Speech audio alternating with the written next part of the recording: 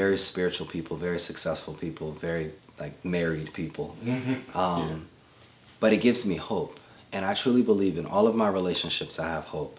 In every business arrangement, I have hope. In every relationship that I get into, I have hope. So in the school that I'm sending Carter to, like, I have hope. And now I'm a board member on that school. So it's very interesting. So how everything shifts. So how do I walk this world? Because I have people around me that are walking the world in the same way. I have people around me that hold me accountable to continue to be better. But I've never forgotten where I came from. Like, I was that kid that stole my parents' car. I was that kid that, was sexually promiscuous. I was that kid that lied and stole and cheated. I was that kid. But I would never be that man. So when I was able to put down the pen of somebody else's story, I was able to pick up another marker to begin to write my own. Because I think a lot of times we live off society's view of us. Yeah, like, you see me as the 7-time author, right? That's what you see. So it says author in my name on a book. That's cool. But do you really author your life? Or is your life based upon your past traumas or your past experiences or your past expectations? Are you carrying baggage that doesn't belong to you? When I started to remove the baggage of other people, remove the expectations, I now then became a first-time author. And that's authoring my life. The books that you've written, what was, not that you wrote them for a specific impact at all, but what did writing these books do for you? One, it provided therapy. It was the therapy that I needed before I actually got a therapist.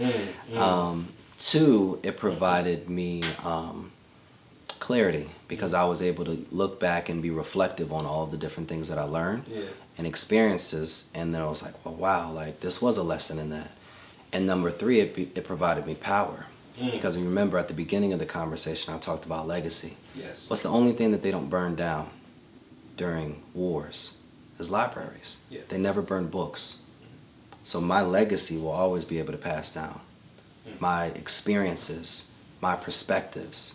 So I wrote a book not for me, I wrote a book for my family. If I was to die today, you could read my book and map out my life again. I will never die. So yes, in the physical, we all have our time. But past that, what have you created that can speak for you? If you lost your voice today, a lot of times we don't live in gratitude. We walk, we talk, we see things. We don't really acknowledge it though. But if you were to lose your voice today and you couldn't ask any more questions, what have you built that could speak for you?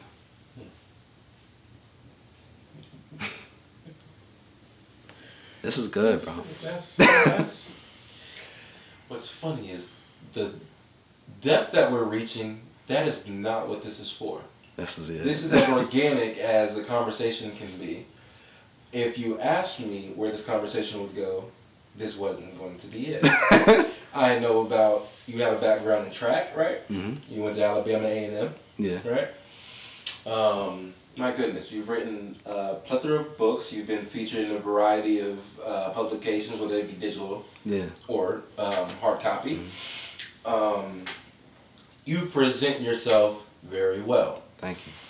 Absolutely. It's not for me to judge one way or the other, but I appreciate you taking that as a compliment. Honestly, when you speak, it comes from not even a level of conviction, which is what people go to church for at times. Not necessarily for, but when I grew up in Friendship Missionary Baptist Church, my mom would say, many other people, I go to church for the word. For sure. So you go for the conviction of, because you can read the Bible for yourself. That's true. That's where I come from, That doesn't mean it doesn't give value to the preacher and the message. And also the community work that's done outside of Sundays. Exactly. Right? How do you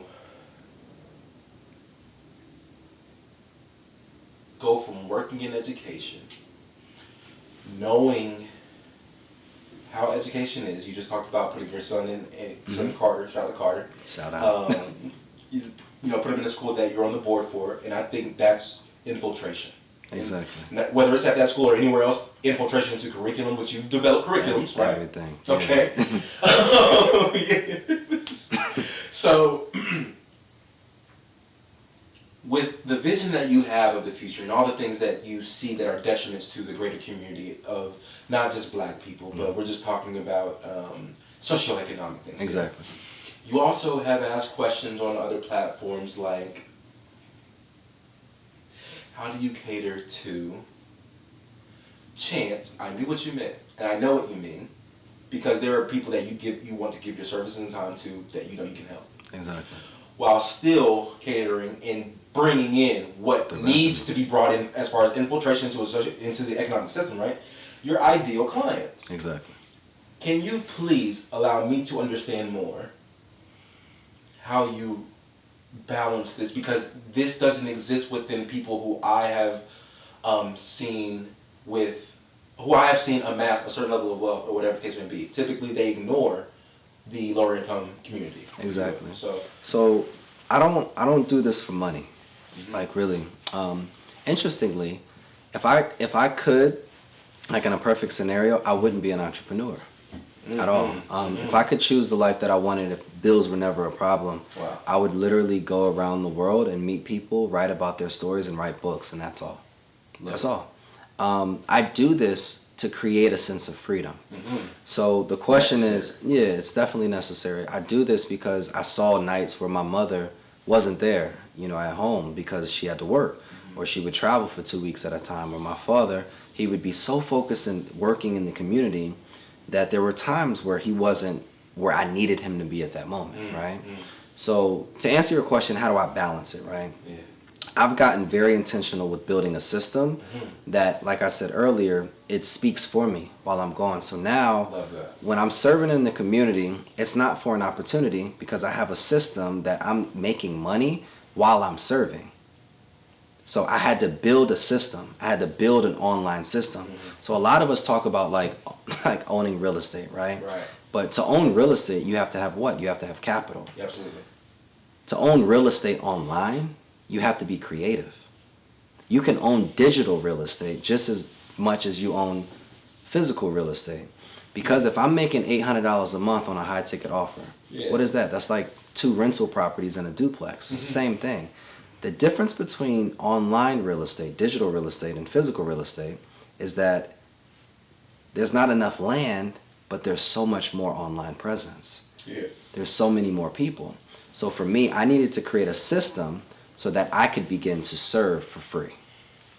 Please expound upon this concept of digital real estate Yeah. to its fullest extent that you can imagine. For sure. So when we think about real estate, right, we think about everything's real estate. So our homes, our If you walk everything. It's real estate. Yes, sir. But if you think about digital real estate, that's everything, period. There is no limit Your to phone doesn't online. function without it. Yeah, there's no limit. So if you could create something that I could set up an SMS text automation and it gets to your phone. Oh, what about your TV? Oh, what about your iPad? Oh, what about your heating system? And now there's smart systems. Oh, what about your car?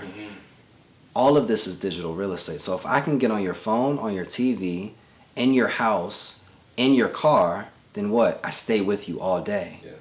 You don't have to check on your rental properties. I don't need a property manager. I just need a ClickFunnels. I just need an automation. I just need an email sequence.